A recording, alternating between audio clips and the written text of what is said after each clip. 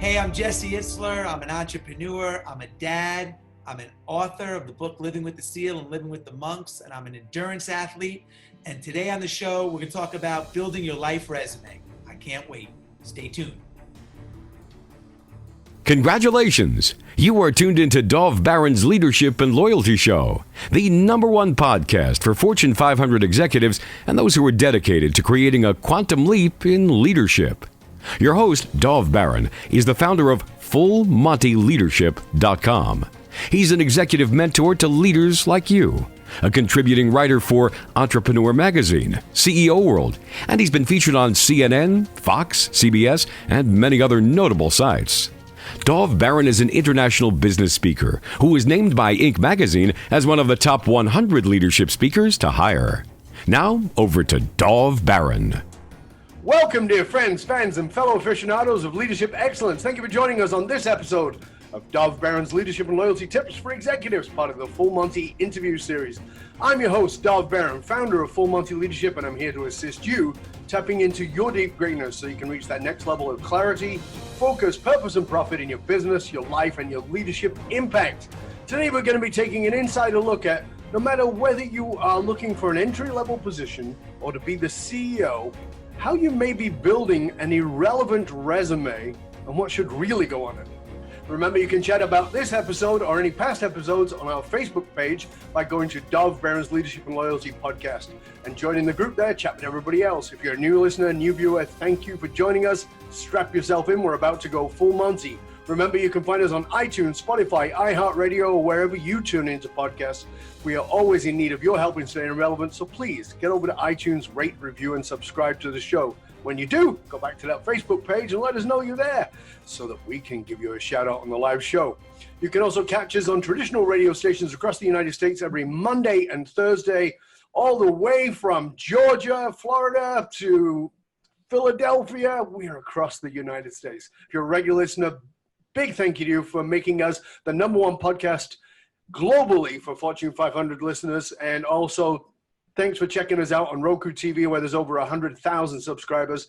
And with a potential reach of 2.5 to 4 million listeners for every show, we're honored and grateful to be cited by Inc.com as the #1 podcast to make you a better leader. Remember, you can also find us on Google Home and Alexa by simply saying, play Dov Baron podcast. Again, thank you for sharing the show with everybody you know. All right, let's strip it down, dive right in. As a leader, whether you're a CEO, someone in the C-suite, a sales leader, an entrepreneur, or a leader in any capacity, in a marketplace where everyone from entry level to CEO is changing jobs and careers faster than every other point in history, we better have a great resume.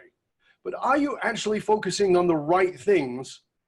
And what does it take to build a resume that is relevant in order to make the impact that you want to make? Well, stay tuned because you're about to find out. Our guest on this episode is Jesse Itzler. Jesse is one of the most impressive resumes out there. He started the world's first private jet company, Marquis Jets, became the world's largest private jet card company with a $5 billion consummate sales prior to the acquisition by Warren Buffett's company. Him and his partner sold Zico Coconut water to Coca Cola. He is a #1 bestselling author of Living with a Seal, and his latest book, Living with the Monks. He's run 100 miles nonstop, and his passion for footballers made him one of the owners of the Atlanta Hawks. So and on top of all that, if that's not pressure enough, he's also the dad of 4, and he's married to the Spanx founder, Sarah Blakely. Ladies and gentlemen, put your hands together and welcome Jesse Itzler. Hey, that's a good intro, man. Welcome. Good to have you here, mate. It took a while for us to get this to happen, and I'm really happy that you're with us. Thank you. Yeah, thanks for thinking of me, man. I appreciate you having me on. Yeah, it's an absolute pleasure. Now, you are a guy who has lived outside of the box is a gross understatement. Entrepreneur, author, speaker, endurance athlete.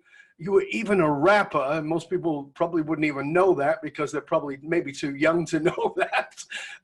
You've done all that. And at the same time, one of the things, I speak about is being an authentic leader. And one of the things that I've watched as I've watched over your history over all those years is you've changed your haircut, you've changed the way you dress a bit, but Jesse seems to have stayed the same. Talk to us about the pull and the pressure to be something else. I mean, starting Marquis Jets, you probably felt the pull to a suit and tie. Talk to us about staying authentic. Yeah, I think one of the reasons why we were successful at Marquis Jet and these other ventures is I've been able to fight through that impulse to be something that I'm not. So I've always stayed in my lane.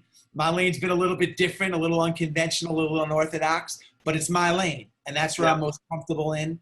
And I've always been able to keep my own spirit throughout all my different journeys. I've worn a lot of different hats, but I've never really conformed. And one of the early lessons I learned as an entrepreneur is the importance of differentiation. And boring doesn't really work. So I've always tried to not just to be myself, and it's worked for me. And I'm always asking myself, like, how is my product different? How am I different? How is my pitch different? But in an authentic way. Sure. So going back in time, because I read about you being a couch surfer, and I think we've all done a spot of the couch surfing along the way while really sort of looking for yourself. Is that pre the rap days, or is that after that? No, I think between the ages of 19 to 22, I slept on, I think, 18 different couches, my friends' couches along the way, trying to figure out exactly what that lane looked like for me. Trying to land on my feet. I had a lot of egg on my face early and a lot of egg on my face later on in my life. I've had some big wins, but part of the journey is having losses too. And I was lucky, man. When I started out in the music business, no connections. My father owned the plumbing supply house, and I lived in LA. I got signed to a record label. I got dropped from the label, and I moved back to New York with two things on my resume. I was a kiddie pool attendant, and I was a rapper. That wasn't going to get me a job on Wall Street. So I relied on friends to take me in and until I kind of found my way. So, and I never forgot that. I've never forgotten the opportunity that was afforded to me by people that believed in me, even when I had nothing. And it was a big part of what ultimately shaped me. A lot of times in my journey, even at Marquis, before the $5 billion in sales that you mentioned, there were a lot of times where I'm like, this isn't going to work. I can't do this. I'm not qualified. I have no aviation experience. We had no airplanes when we started. And, but through those early days of couch surfing, as you like to call it, it built a tremendous amount of grit. And that was probably the number one. They say grit's the number one indicator of future success. But for me, that was a big thing that grittiness, man. Even now, I still have that bootstrap mentality that never left me. So talk to us about it for a minute, because, I mean, first of all, you didn't have any connections in the music business. Did you consider yourself a musical, did you consider yourself to be part of the music world before you entered in as, the white boy rap? Yeah, I grew up in New York I was a teenager in the 80s when hip hop was emerging. So I was part of the culture just because I was around it. I loved it, but I never considered Flesh. I never considered myself anything other than this is what I wanted to do. And when all my roommates in college, I went to college, were working on their traditional resumes and writing their resumes, I'm like, why do I need a resume to get a record deal? And I was always, that was it, man. That was my goal. That was my dream. That was every ounce of my fiber was dedicated towards getting a record deal. Didn't work out for me, but I did get the deal. And so no, I wouldn't say that I was ever considered myself anything other than that was my dream. It could have, I wanted to be an astronaut, but at that point in my life, my dream was get a record deal, be on MTV, and that was it. What happened was I got the dream. I got the record deal, got on MTV, and I didn't reset my goal. As an entrepreneur, it's really important to check the box when you hit the first goal. Find the next box. What's the next thing? What's the next level? I didn't do it. I took my foot off the gas pedal, and I didn't get picked up for a second album, and I had to, start over. See, that's what I wanted to sort of come in at, because I think one of the great challenges is that we set the goal, we go for the target, we get it, And oftentimes, you know, the band becomes the one-hit wonder, you know, whether that's entrepreneurially or whether it's actually musically, it's still a one-hit wonder. I did this thing, and there's this sense of I can cruise, even if it's not conscious, but unconsciously that I can cruise. Did you hit a wall there? Did you, you know, I mean, you said couch surfing also, but I would really like to know what the feeling was. What were you going through when you've gone for your goal, you've got your record deal, you've been on MTV, and now you've got a resume that says rapper, kiddie pool attendant, and you've got some couches to surf on. Are you depressed? What's going on? I mean, depressed for a little bit, but really Sure. just what immediately go to shift to, whether it's failure or success for me, my mind goes to what's next. I don't have a destination mentality, like, let me get here and then I'm done. I'm always what's next. And you talked about it in the beginning of the top of the show, in your very nice show. Like, I don't believe in traditional resumes. I believe in life resumes. And the way you build a life resume, you know, the more you experience, the more you have to offer. And I'm all about experiences. So when that happened to me, it was just the egg on my face, the embarrassment. It was just a moment, but I would immediately shift it to what's next. What's the next stop on this journey? How do I keep hitting, you know, going from one station to the next station to build this? Just, you know, look, I'm 50, man. The average American, I don't know what it is in Canada, but the average American lives to be 78. So if I'm average, I got 28 years left. I don't want to look back on it and be like, I was the 80% version of me. So it's like, hit it, miss it, whatever it is, what's next? What's next? It's like, let's try to maximize that short amount of time we have on earth. And that's always been my mindset. Was that, you said it's always, was that, where did you learn that? Where did you get that? Do you know where that came from? Because there's no doubt that as viewers, listeners who are tuned in right now, who are thinking, you know, I just hit the wall with this. I thought I caught the golden goose, you know, like your record deal. And now I'm broke again, and they want to throw in the towel. They feel like throwing in the towel. They know they can't. Where did you get that mindset from? When I was 15 years old, like I said, I grew up in New York City. I was into breakdancing. I know it doesn't look like it, but I was. And I decided that if I went to Washington, D.C., I could probably make more money because there's no way the kids in D.C. were as good as the kids in New York. We invented the shit. So Right. I convinced my sister to drive my partner and I to Washington, D.C. She just got her driver's license. And the whole way down on the ride, 5-hour ride, I'm 15 years old, I have all this self-doubt. What if the kids are better than us? What if no one shows up? What if we don't make money? What if I stink? All this stuff, just like anyone else, talking myself out. We get there, we set up the boom box in a parking lot in Georgetown. We start doing our thing and a crowd comes. And now a bigger crowd comes and my partner's spitting on his head and he's passing it to me and I take my hat off, I pass my hat around, we collect about $200 at the end of the day. I pay my sister for the car ride and we separate some money for gas money, food, and we split $82, $41 each. Did I curse on the show? Yes. Oh, yeah. I want to make sure that I give you the authentic version. We talked about authentic. Absolutely. We split 41. We take $41 each. We split $82. My partner Myron counts the money, and then he recounts the money and he puts it in his pocket and his face lights up. 15-year-old kid, and he runs over to me and he hugs me. He gives me a bear hug and he goes, "Jess, we're fucking rich." Fabulous. And I took the $41. And I realized that experience was a turning point in my life because I realized at a young age, overcome the fear, overcome the self-doubt, trust yourself, put yourself out there and get rewarded for something that you love to do. That's addicting. And that was the start of my entrepreneurial journey. Like, let me put myself out there. Let me get over these fears. Because if I stay in the car, nothing happens. But if I get out of the car and put myself out there, then I could be rewarded. And that became a rush for me. And that was the start of it. If I had to pinpoint something, it was like, I liked it. I like being rewarded. I like the capitalism behind it. I like making money, but I like the pressure. My friend Tim Grover always says, pressure's a privilege. As an entrepreneur, entrepreneur and as a leader, man, we play for pressure. We want the pressure. Great stuff happens after the pressure. And it's been true of me all my life. And sometimes that's a lot of weight and it works out. Sometimes it's a lot of weight and it doesn't work out. But either way, check the box. How do we keep going? Fantastic. I love it. Now, you obviously travel at the speed of frantic in so many things.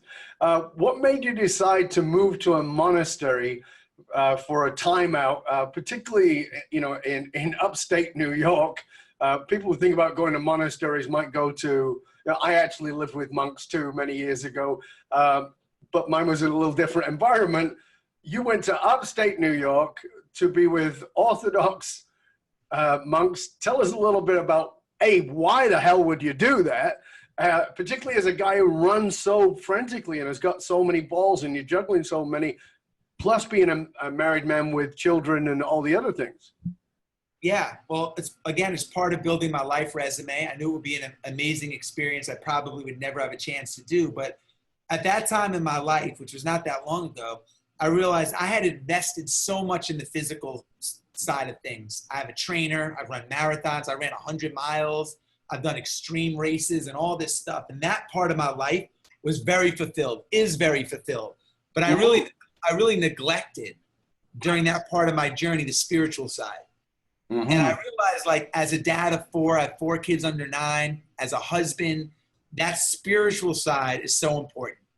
And I started thinking to myself, well, okay, who are the masters? If I wanted financial advice, I go to Warren Buffett.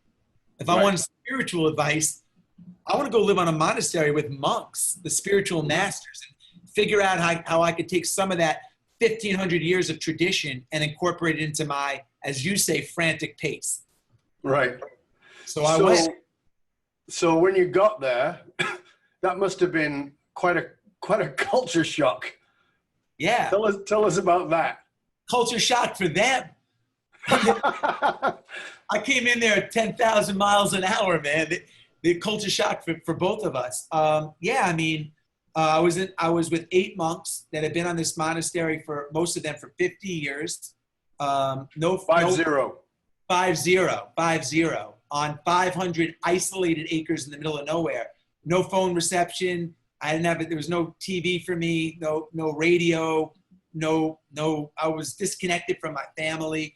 And what happens is when you get out of your routine like that, a couple of things happen. One, time stops. Mm-hmm. When you live in routine, like so many of us, we have our daily routines. Get up, work out, go to work, family time, repeat, and that's cool. But what happens is you get really comfortable. You start going through life like this. Mm-hmm. I want to go through life like this, though, man. I want to go through life like this, experiencing, learning, and I want to slow the clock down and maximize my life. When you get out of your routine, and as an adult, it's very hard to find newness. Mm-hmm. How do you even get newness? We live in routine. Newness is like in the form of a vacation. You have to work hard at bringing newness into your life. When I got there, everything slowed down. And it was dog years. 1 day was 4 days. And that was very powerful. And I started to reestablish my relationship with time. And I started to recognize things around, and I can give a lot of examples of this if you want to talk about it, but how, we think of relationships in terms of people. How is my relationship with my children or my parents? But we very rarely think of relationships in terms of money and time. I'm very clear on my relationship with money, and I'm very clear around how important time is. And that once I really reestablished my relationship with time, there was a fundamental shift around how I wanted to live my life, with urgency, doing more of the things I love to do with the people I love to do them with. And that became my mantra going forward, man. I want to put as much on my plate of the things I love to do with the people I love to do them with, period. Yeah, you've talked about your 4 buckets. Is that in direct relation to this, in what you're saying around the time and the moving things forward? Very much so. So I have my family, I have my wellness, I have my business, and then I have like a miscellaneous box, like, causes that are important to me, friends, etc. And if something doesn't fit, usually, of course there's exceptions, but if something doesn't fit to my family, my wellness, my business, or something that's important to me, I'm not doing it, man. It's a waste of time. I don't have that luxury of time. I'm 50. I just don't have it, I like to do a lot of adventure stuff. I like to be outdoors. I just climbed Mount Washington, which is one of the most dangerous mountains in the state to climb in the winter. There were no 70-year-olds at the summit. So that window to do the things that I love to do as a percentage of my life, my remaining life, shrinks dramatically year over year. So those are my buckets, and I try to stay in my lane. I try to stay in those 4 buckets, because otherwise someone else controls my time. This has nothing to do with money. This has nothing to do with like, oh, well, you're in a position. No, it has to do with how I want to live my life. So, yeah, because that's the easy argument, right? The easy argument is, well, you got a ton of money and so you can do what you want. But for the person who's living on whatever their income might be, they might feel like they have less choices, but it's actually about the choice of where the commitment is to put your time and to put your energy. 100%. I remember when I lived in New York City. I lived in New York City for 26 years. And I used to run up to the Bronx along the water every day. And I remember going up one day and seeing a man that had a little radio with an antenna, like a hanger that was used as an antenna to get the reception. Dirty clothes with his son or his grandson fishing off the pier every Sunday when I would run up. And it was clear that this guy was not incredibly well off, just by the radio and the whole. Sure. But clearly one of the happiest guys every Sunday. He had his son, man, or his grandson, and he was fishing and doing what he loved to do. And it just really struck me as a reminder every Sunday that it doesn't have to be, I'm going to go on a yacht in Italy to be fulfilling. It just has to be what you love to do with the people you love to do them with. That could be movie night at your house on Netflix. Absolutely. And so, there's all these reminders, and I'm not here to preach about how to live your life or anything like that. But for me, that's what's become important to me. And the sooner you recognize what's important to you and how you want to live, I think the more important it is.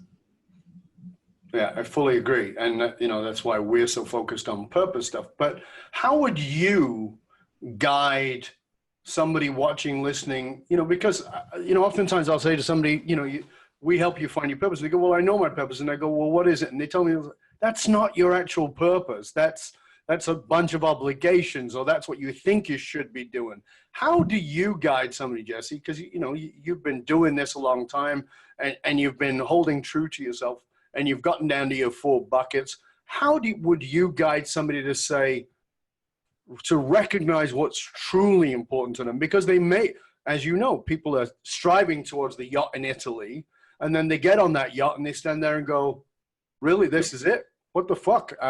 Where's my life? Yeah. There's got to be more than this.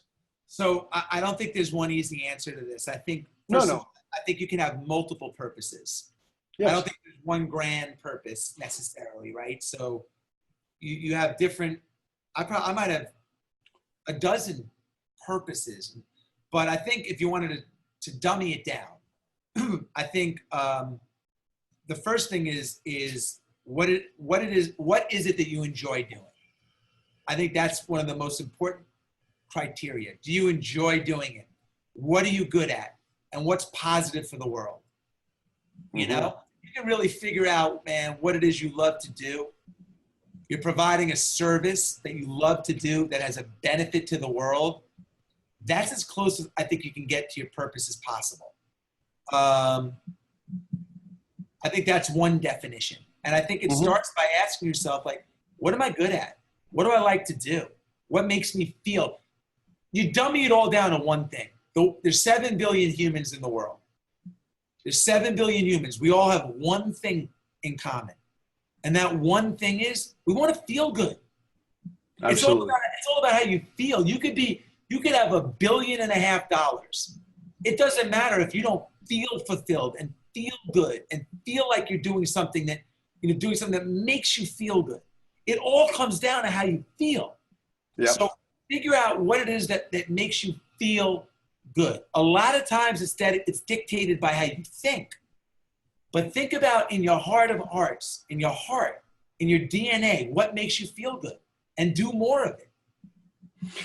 But again, isn't that a easy thing to say when, because in the hierarchy of needs, that's easy to say because I don't have to worry about the mortgage or the rent or whatever it might be. For the person who's looking at, because you and I both know that even though people are maybe in an executive role, very often people are a couple of paychecks away from disaster financially, even though they might have, most people have what I call leased wealth. In that, they've leased the car, they've leased the house. It all looks good, but it's really a paper. It's built on paper.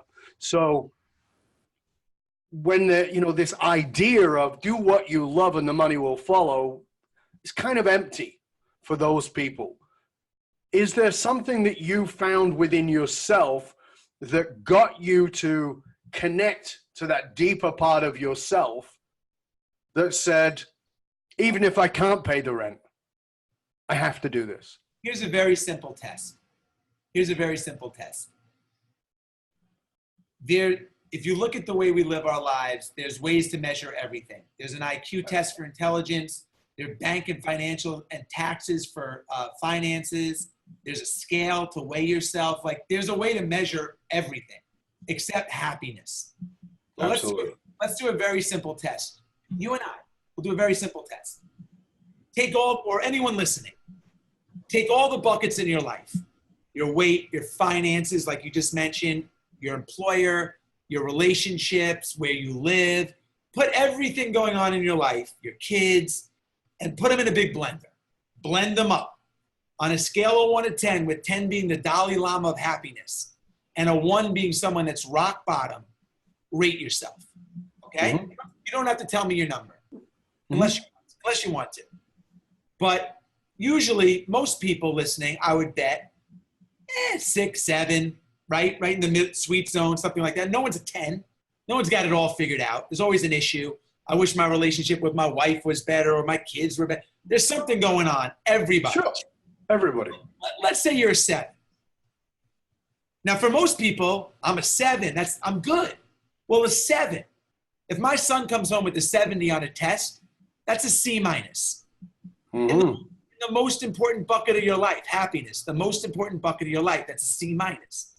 The way the test works, everybody listening, if you actually did that, your brain immediately goes to a 10.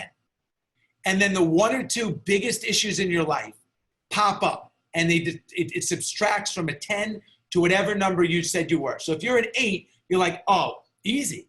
My weight and my finances, or whatever it was. Whatever the 2 things that popped right into your head are, those are the 2 things to work on. It has nothing to do with money. It has nothing to do with anything. If you fix, instead of focusing on the other thing, which I just said, the things that make you happy, if you fix the 2 things that are broken, you're going to live a much fuller and better and happier life. So a lot of us, what we like to do is we like to focus on the things that make us happy. Man, I love watching football. Let me sit here and watch the football games. But that's not going to fix the fact that I'm check to check. Mm-hmm. Right? Or it's not going to fix the fact that I'm living over my head, or my relationship is broken because whatever the reason is. Let's invest a little time to put the hard work in and fix the things that are broken. And then let's see if we find our purpose and our true calling.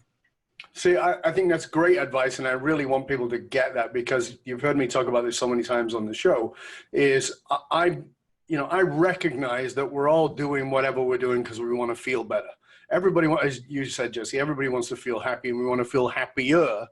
And the problem with that is that we decide happiness by comparison. We look over there at Johnny and we go, well, I'm happier than Johnny, so I guess I'm all right. Well, what about dealing with your shit? What about actually dealing with your stuff? Because the quality of your life, the quality of how you live and the impact you can have can go up vastly, but you'd actually have to look at your shit and deal with your shit in order for that to happen. And so often we don't want to do that. And we justify not doing it by looking at those comparisons. And then we look at the people like Jesse Itzler and we go, yeah, but he got lucky, which of course we both know is bullshit. He got lucky, or it's all right for him. As opposed to saying, what? I mean, because you may not want to be Jesse. You may not want to get to that. That may not be your goal. You may not want to be Dov Baron. You may not want to be Jesse Itzler. You may want to be something else. But I think one of the great challenges is that we make comparisons with everybody else, and there's only one person to compare to, and that's what you just said, which is the person you're comparing to is, what do I look like living at a 10? What does my life look like living at a 10? And not to put yourself in competition with others, but what actually brings you joy. I've said for years that the ultimate measure of success is joy. That's what, you know this with the guy who was fishing on the river there. I know this because of traveling in part of my life, my early part of my life, traveling and studying with all different spiritual teachers that I studied with and the psychology I studied with, meeting people who were bone poor and deliciously happy. And that's the same thing, right? It's this dig into yourself and find out what it is for you. Because that seems to be what you've done. Yeah. And I think, part of that for me is just operating in a life system and a philosophy and my daily way of living, or trying to. I don't get it right all the time for sure. No. But in a way that makes me proud, right? Yes. So like at the end of the day, I want to be proud of myself, proud of how, like I always like to tell people, would you ask yourself this question? Would you recommend yourself as fill in the blank? As a parent, as a spouse, as an employee, as a boss? Would you recommend yourself as blank? And then look at the answer. I've had arguments in my past with partners. Partnerships are hard, and they make a really strong point that something was my fault. Maybe I make a really strong point if something was their fault, but it's not. At the end of the day, I ask myself, looking back on it all, would I recommend myself as a good partner for this person? If the answer is no, I got to fix what I did wrong. But if the answer is yes, I'm good. Mm-hmm. That's a really powerful question. That's a great question. And it's a really powerful question. Like, would I recommend, if I was a kid, would I recommend myself as a dad? Am I doing the most that I could do as a parent? And if not, why wouldn't I recommend myself? What are my weaknesses? And I'm constantly asking myself in different scenarios that question. I love that question because, as you said, there are so many facets of our life where you can ask that question. Would I recommend me as a dad? Would I recommend me as a husband? Would I recommend me as a friend? Would I recommend me as a business partner? It can go on forever, right? And it constantly tells you, here's where I need to lift my game, which I love. That's a very, very powerful question. Jesse, if it's okay, I'd like to go a little bit deeper and ask you, tell us, if you can, tell us a little bit about your childhood, because, my background is in psychology and as well as metaphysical and quantum physical studies. But I know that our childhood, there's no doubt our childhood impacts us. Can you tell us a little bit about how you grew up and what the impact of that was on you? Strong family unit. Parents were together, still married, 65 plus years. Youngest of four. So I was raised differently than probably my brother and my sisters. Sure. Strong sense of community, very loyal community, smallish kind of town, which I think played a big role in my life. And my parents encouraged me to try a lot of different things. They gave me a long leash. They never said that's a bad idea, good idea. You want to be a breakdancer? You want to be a rapper? I mean, from where I grew up, what? That's not the normal path. No, I mean, you just said you're a small town, tight community. Yeah. It sounds like, you're listening to Grandmaster Flash and you're like, right. You're going to go and do what? I don't think so. Well, my parents encouraged that. And they were like, even as I got older, they allowed me to do what I loved. They never took away my dreams. And my dreams were never my parents' dreams. They were my dreams. You know, you can't do it for somebody else. You got to do it for you. But here's what's really interesting about where I grew up. If you looked at my town, and it wasn't a small town in the middle. I grew up in Long Island, in Roslyn, Long Island, right? New York City. But if you looked at my town and you took the 4 years when I was a freshman, like a senior in high school, and you went 4 years out, so kids 4 years older than me and kids 4 years younger, in that 8-year span, right? We have had some kids went to jail, some kids became billionaires, some kids own professional sports teams. I think we have 3 sport owners. Bernie Madoff was from my town. We had the biggest Ponzi scheme. Don't brag about that, mate. It might backfire. No. But here's my point. Right. We had it all, but everybody came through the same system. Same movie theater, same doctor, same deli, same teachers. Some ended up in white-collar crime.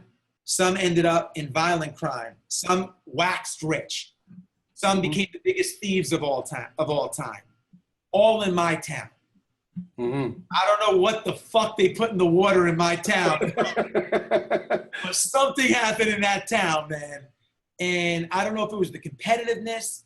I don't know if it was the swings, but the one thing that my town had, it had an air of diversity. Black, white, Jewish, Spanish, Chinese, this, immigrants, this, that, all in the same high school. And man, I'm so lucky to have grown up with that, to be exposed to so many walks of life and so many interesting people, and to have friends of different backgrounds, to have that kind of exposure and to have parents that allowed me to do it was a great gift.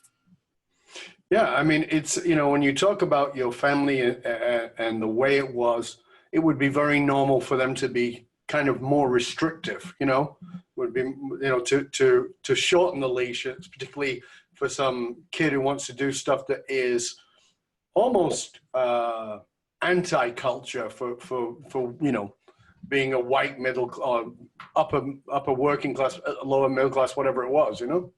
I wouldn't say anti-culture. I would say pro-love, and I would say that right. Beautiful. We are taught.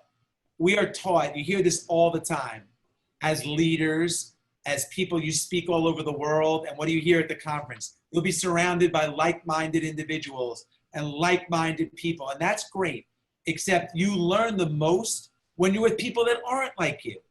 I learned the most living with a Navy SEAL and living with the monks and having a childhood where I could go into the Italian area and the Black area and the Jewish area and this area. And that's where I learned. And it's not the like-minded. I know what like-minded is going to get me. Like-minded. Yes. And there's a place for that. There's a place for that. But you really grow and learn the most when you step into the unknown. And you explore against people that are nothing like you. And that, going back to my childhood, my parents gave me that gift.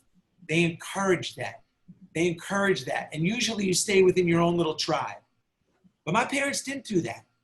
And they were one of the few parents in my town that didn't do it. And, you know, I got to see my parents eating dinner with all different kinds of people. And that was the gift, man. That was the gift they gave me. I didn't even know at the time. Yeah, it's amazing. I grew up in a ghetto, and we were surrounded by people of all different colors and races and cultural backgrounds. And I feel like it was such an immense gift to have that the idea of being racist was like ridiculous, right? It just didn't make any sense, right? I mean, and we used racist terms. Let me not pretend we didn't. We used racist terms, but they were not racist terms because they were used on all of us, and it was a way to recognize each other. And we were like, yeah, okay, you know, hey, Jew boy, that was me. Okay, yeah, you know, it wasn't an insult. It was like, okay, you know, it's like, all right, that's what I am, you know. And I had black friends and brown friends, and, you know, nobody bothered. It was all playful and respectful and honoring. And I think that it taught us so much. I mean, when I went out and traveled, and again, I was the oddball doing things we didn't do in my town. I went off and did things and traveled the world and studied. I never felt like I was out of place. And it's that same thing. It's because you and I have a similar philosophy around get comfortable being uncomfortable. And that is where the real growth is. It's not in the like-minded. I think you need that for your support, but support and growth are different. And the growth comes, as you said, from getting out there and doing something different. What made you decide to live with Goggins and with the Navy SEALs, with David Goggins, and go to that extreme? Because that's very different than living with the monks in some ways. Yeah. I'm drawn to interesting people. I met Goggins when, there was no internet, Instagram. He was just, neither of us were where we are today. No. So I was drawn to him for that reason, that he was just I saw him in a race. He weighed a lot. He was a big guy. I saw like a drive that I'd never really seen, and I was drawn to it. I was like, what makes a guy like this tick? And I went out, I Googled him. I saw he was a Navy SEAL. I asked him if I could come have a meeting with him to kind of get into his head and see how do I get some of that drive? I want more drive, Right. And I realized I was never going to get that over lunch, and ultimately asked him if he would come with myself and my family, and he did. And, there was no thought around a book at the time. The book didn't happen until 6 years after he lived with us. Wow. And he lived on and off with us for a period of time, not just 30 days. He was in our life for a really long time, part of our family for a really long time. And that's what happened. Like most things in my life, it wasn't planned. It just let me follow my gut. And, I didn't do any background checks. It was like nothing. Just like, come on, man. Well, it's fortunate that you're married with somebody who didn't say, listen, dude, out you go. Because we all have to consider our partners, It's like, okay, you want to bring home who and do what? I don't think so.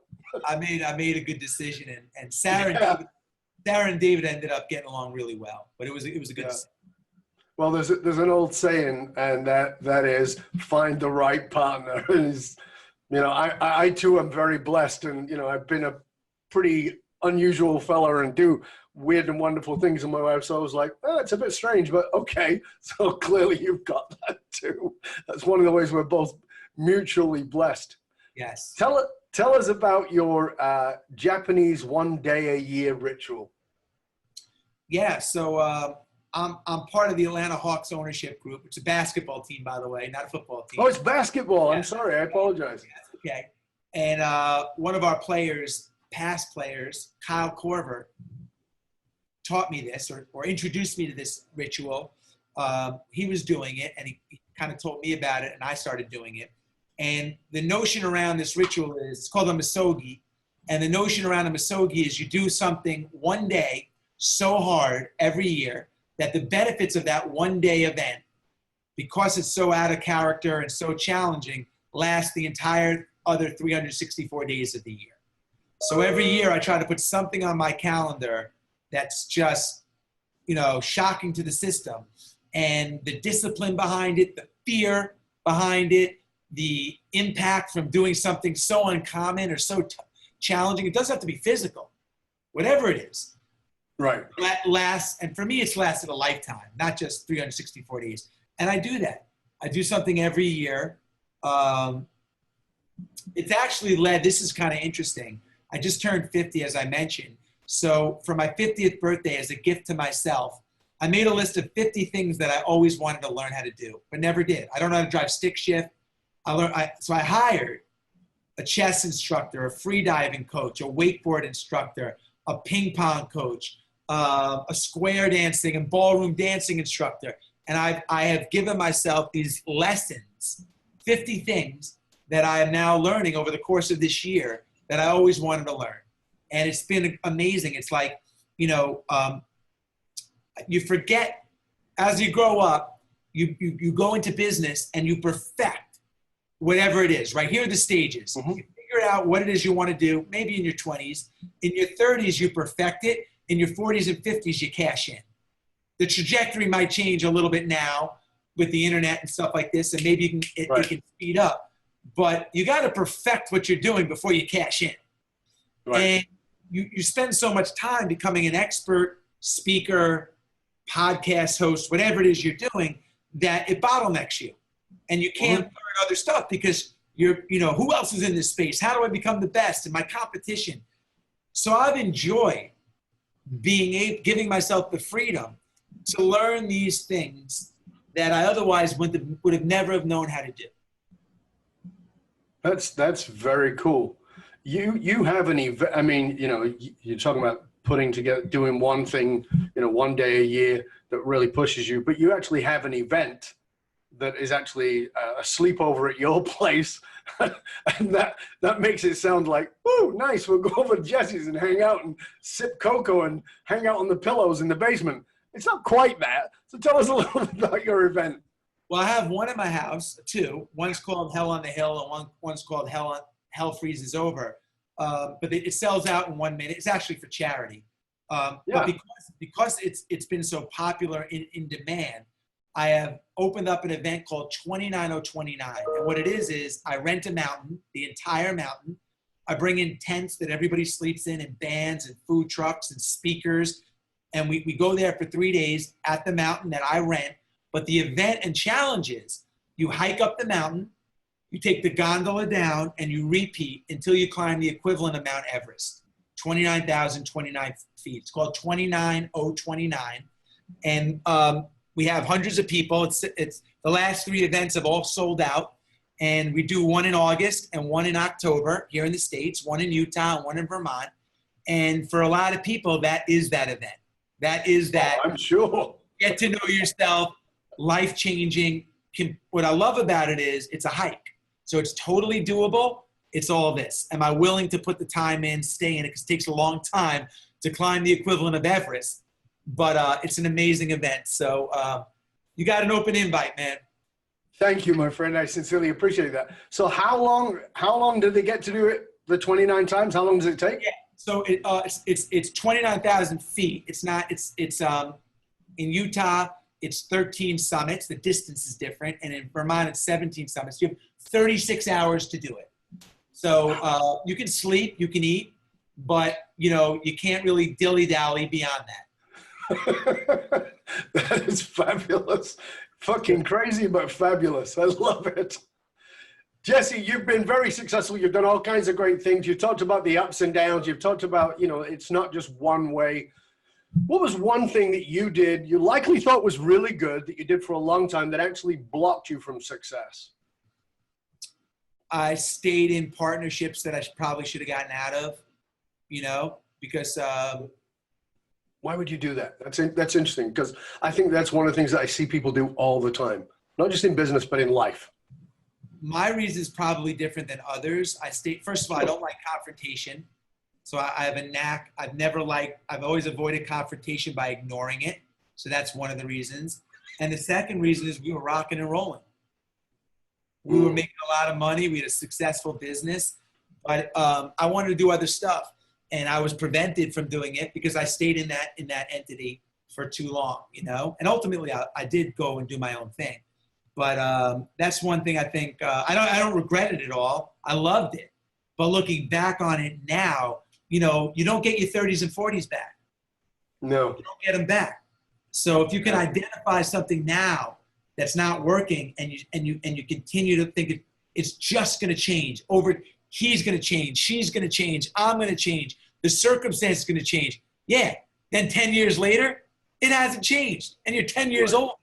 So, when you can identify something like that, even things that are mega successful, you have a company, it's doing great, everything's great, and you're making a lot of money, you're a leader, all the things you talk about, that's great, except there's a whole nother world out there.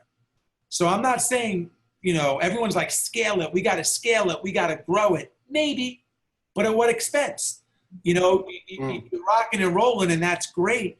But all of a sudden, now you're rocking and rolling, and you're 70 or 80. You can't do what you want to do when you're 40 and 50. So you got to weigh this thing we talked about in the beginning, life resume. You got to weigh what it is that's important to you, and what do you want? What are you going to regret when you're sitting there at 80? What didn't you do that you wished you did? And it's not going to be like, man, I wish I made more money. It's just not. It's going to be, and we hear it, we know it, but we don't live it. We all hear the same thing. When you're on your deathbed, you're never going to regret not working, that you work too hard. Yeah, but everybody does. Now, of course, you got to make a living. Of course, you have to feed feed little kids, and you want to do stuff and take vacations, and I get all that. But there's still time to carve out that little fishing trip on the Hudson River, that you won't regret you took instead of watching the Georgia football game. That's very good insight. What is the best piece of counterintuitive advice you ever got? Something that everybody else would say, oh, you should never do that, or, it would seem like it's the wrong thing to do, but it was absolutely right for you. Well, I know this is a business show and you have business leaders, so it's not going to be, but it's not business advice. Great.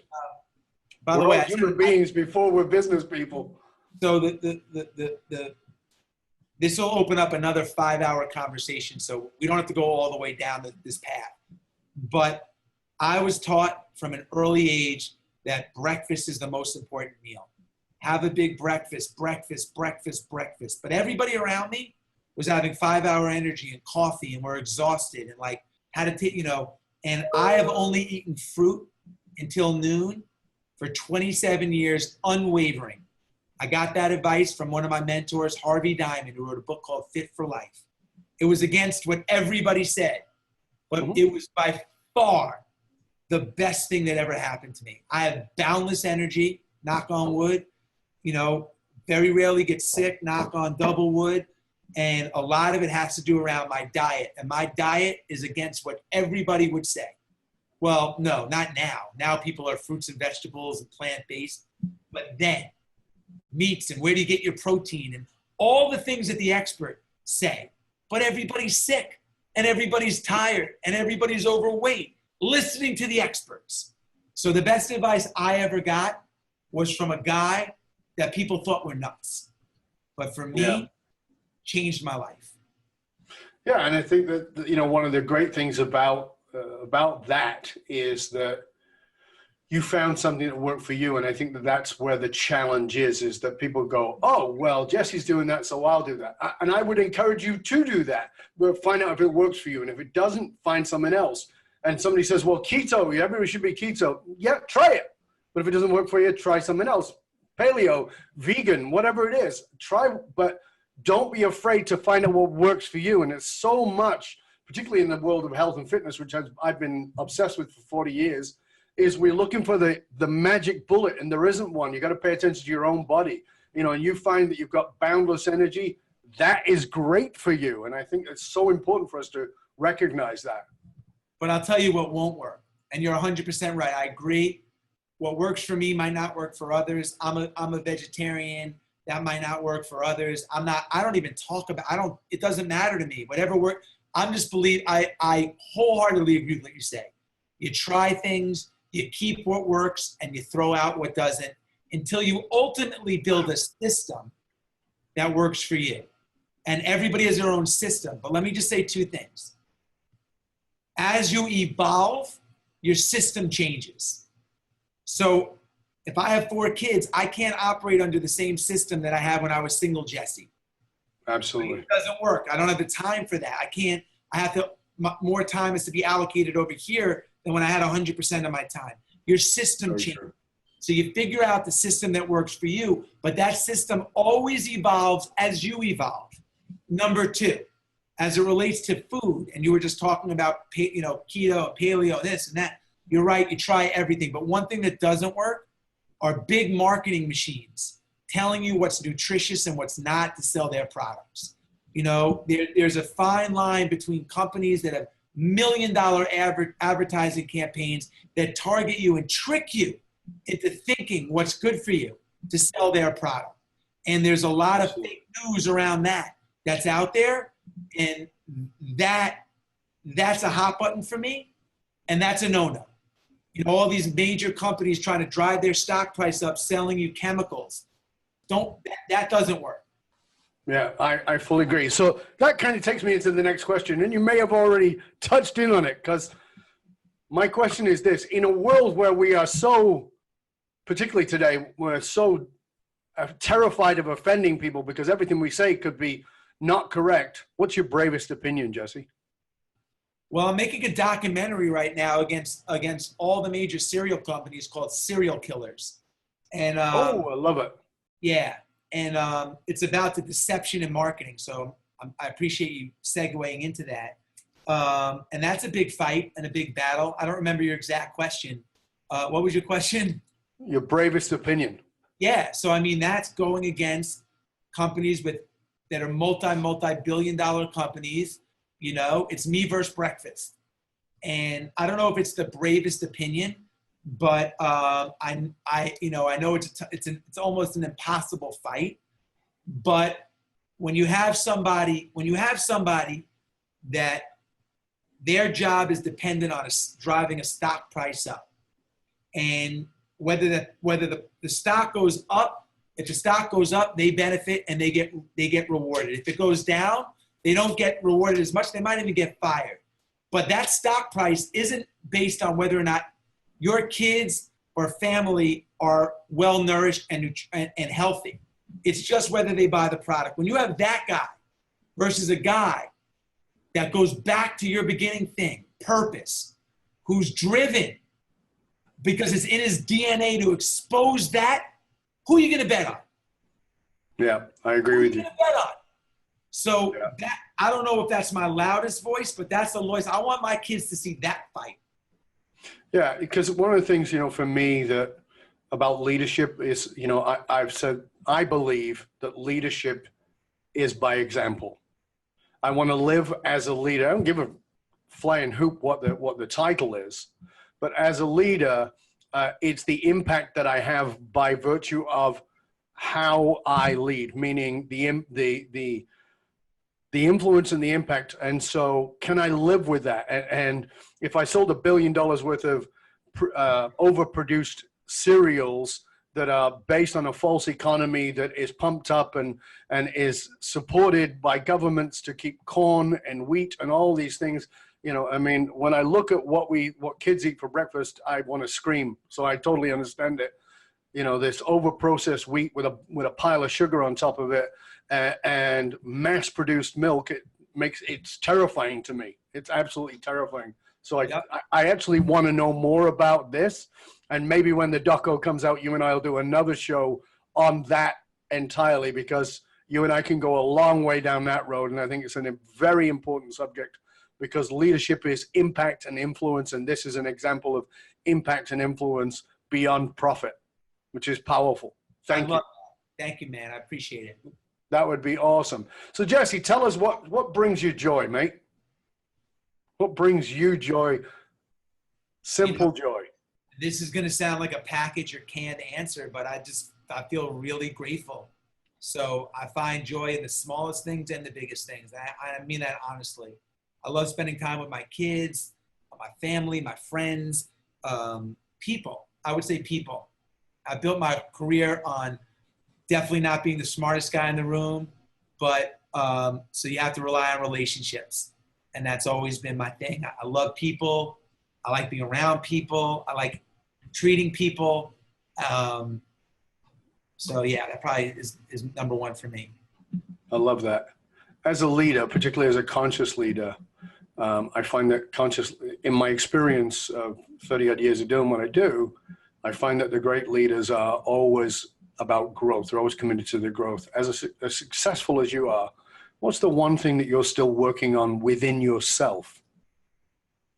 What's something that you have to, you go, okay, I need to get better at, get stronger at in my life? I'm pretty good at blocking out the outside noise, but something that I always work on, not really caring what other people feel. It's easy to say that you have thick skin like that, but it's hard if you have a book and there are reviews, or you do a podcast and people are like, this guy's a goofball. It's hard to, so that's something that's always a work in progress. Being a better husband, always a work in progress. Marriage is tough. Anybody who says it's not, then I need the secret. I mean, I love being married, but it's always work. Always want to get better.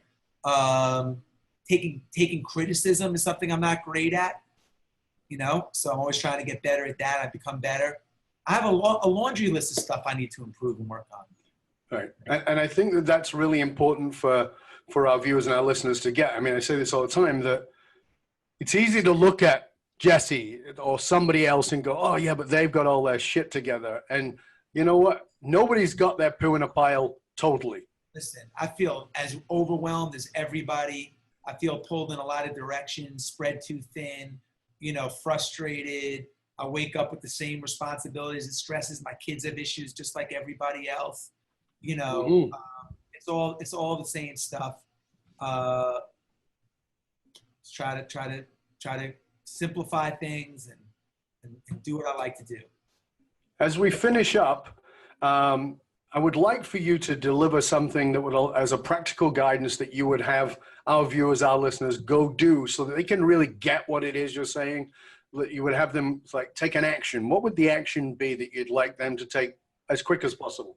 Well, I think putting something big on your calendar is a really good thing.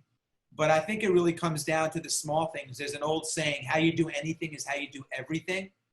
I think it's really about the little things. People always talk about what's the one big thing. And I appreciate the question, but the real thing is it's the little things. It's how you do anything. It's how you do everything. And, creating that environment in your head that, man, this is my system. This is how I operate, is the most important, I think, advice I would give if I was giving it to my kids. It's like, don't put cleaning up your room off until tomorrow, because that's an indication of being lazy. Someone else will do it. It's okay to not finish what I started. Go do it now, and create that tone and set that environment that you're a finisher and that's who you are. Yeah, I think that's particularly important information, particularly to entrepreneurs, because as entrepreneurs, we're all great starters and often not very good finishers.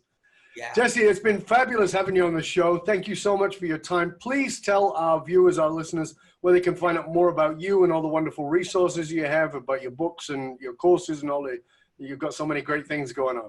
Yeah, so you can find me. Instagram's the best, at my name, at Jesse, Jesse Itzler, Itzler. My website is jesseitzler.com. I appreciate it.